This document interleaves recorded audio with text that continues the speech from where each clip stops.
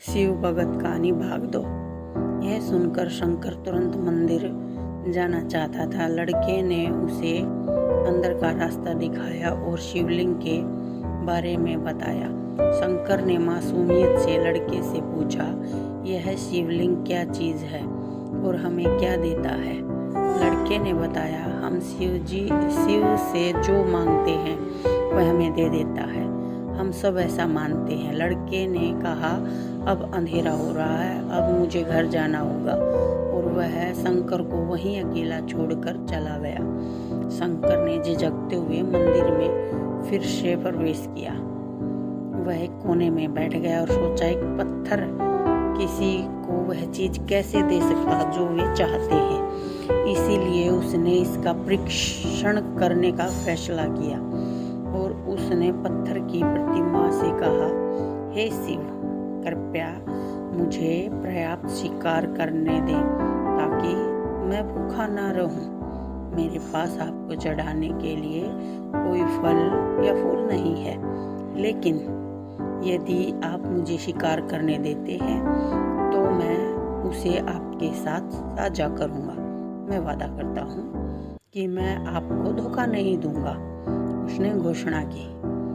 अगली सुबह शंकर शिकार करने गया। उसने पूरे दिन शिकार की तलाश की, लेकिन उसे कोई शिकार नहीं मिला। वह भूख से तिलमिला रहा था। वह काफी निराश हो गया क्योंकि उसे कोई शिकार नहीं मिला था। दोपहर हो चुकी थी। अब उसे लगने लगा कि मंदिर के लड़के ने उससे झूठ बोला था। फिर भी उसने शिकार जारी रखा। जैसे ही शाम हुई, उसने 2 खरगोशों को अपने बिल से आते देखा। शंकर ने उन खरगोशों को मार डाला क्योंकि उसने भगवान शिव से वादा किया था कि वह अपने शिकार का साझा करेगा।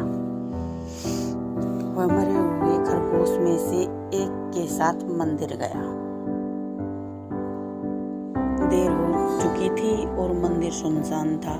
शंकर ने मंदिर में प्रवेश किया और जोर से कहा, कृपया आओ और अपना हिस्सा ले लो प्रभु, आपके लिए मैं लाया हूँ। वह वहां बैठ गया और अंधेरा होने तक प्रतीक्षा करने लगा, लेकिन भगवान प्रकट नहीं हुए। शंकर को भूख और नींद आने लगी और उसने खरगोश को मंदिर में छोड़ने का फैसला किया। अगली सुबह जब लोग मंदिर पहुंचे तो उन्हें शिवलिंग के सामने मरा हुआ खरगोश मिला। भगत बहुत परेशान थे। यह यहाँ कौन लाया है?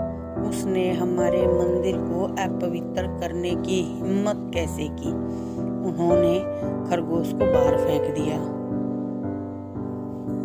अगले दिन शंकर अपनी भूख मिटाने के लिए जंगल में शिकार करने गया, लेकिन इस बार उसकी किस्मत अच्छी नहीं थी और उसे शिकार भी नहीं मिला।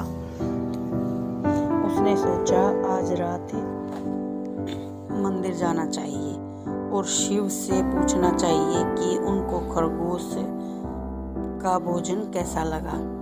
शंकर यह पूछने के लिए मंदिर गया। जब वह मंदिर पहुंचा तो उसके आश्चर्य का कोई ठिकाना न रहा। उस रात मंदिर में लोगों की काफी भीड़ थी। शिवरात्रि की रात थी, लेकिन अबोध शिकारी लड़के को इस बारे में कुछ भी नहीं पता था। शंकर ने चारों ओर देखा और उस युवा लड़के को देखा जिसने उसको मंदिर के अंदर शिव से प्रार्थना करने के लिए कहा था। क्योंकि उसे इतने सारे लोगों के आसपास रहने की आदत नहीं थी, उसने वहीं रुकने का फैसला किया और पास के एक बेल के पेड़ पर चढ़ गया। यह एक लंबा इंतजार था और समय बिताने के लिए उसने पेड़ से पत्ते तोड़कर जमीन पर फेंकना शुरू कर दिया। उस अज्ञात पेड़ के नीचे एक छोटा शिवलिंग था। जिसकी पूजा लंबे समय से नहीं की गई थी। शंकर के द्वारा फेंके गए बेल के पत्ते उस शिवलिंग पर गिरे। शंकर भजनों से मंत्र मुग्ध हो गया और धीरे धीरे 7 गाना और पंचाक्षरी मंत्र का जाप करना शुरू कर दिया। यह भाग 2 था। अगला भाग 3 में